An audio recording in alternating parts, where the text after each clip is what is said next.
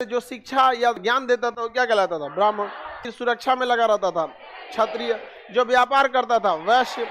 और जो दूसरे के यहाँ नौकरी करता था शूद्र। सबसे प्रमुख देवता है Indra. History class 11 Khan sir के द्वारा पढ़ाए गए इतिहास को हम संक्षिप्त में पढ़ रहे हैं। आज क्लास 11 को पढ़ेंगे। पिछली क्लास में महाकाव्य और मनुस्मृति के 3 ऋण को पढ़े थे।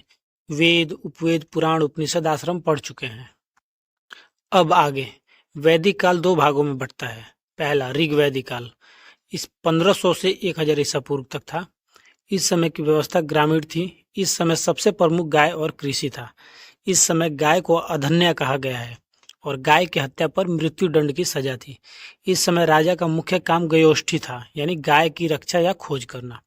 इस समय राजतंत्र था। सबसे ऊंचा पद राजा का और सबसे छोटा पद ग्रामिक का था। इसमें वंश का निर्धारण कर्म के आधार पर होता था। वर्ण, इस समय का समाज 4 भागों में बटा हुआ था। जो सबसे ज्यादा संख्या में थे उन्हें शूद्र कहा जाता था। ये दूसरों की नौकरी करते थे। दूसरा, जो व्यापार करते थे उन्हें वैश्य कहा गया। तीसरा, जो दूसरों की रक्षा करते थे उन्हें क्षत्रिय कहा गया था। चौथा, जो शिक्षा देने का काम करते थे उन्हें ब्राह्मण कहा गया था। वैदिक काल की नदियां, रावी का वैदिक नाम पुरुषनी था।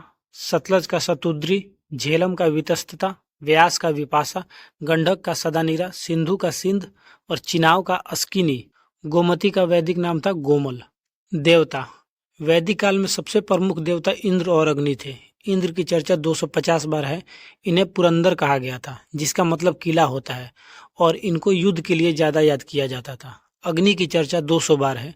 वायु के देवता वरुण थे, जंगल के देवता सोम थे, तूफान के देवता मारुत थे और क्रोध के देवता रौद्र कहलाते थे।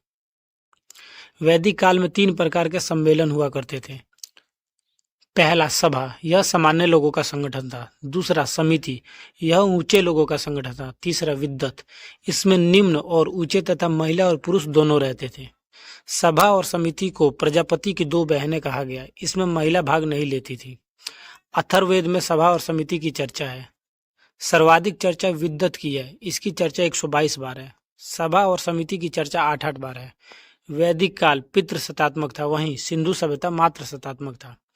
वैदिक काल में कृषि पर टैक्स ज्यादा होता था, इसे बलि कहा जाता था। वैदिक काल में घड़े को मृदभांड कहा गया था।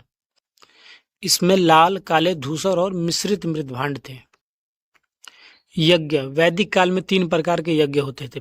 पहला अश्वमेघ यज्ञ, इसमें राजा अपना घोड़ा छोड़ देता था और पीछे सैनिक रहते थे।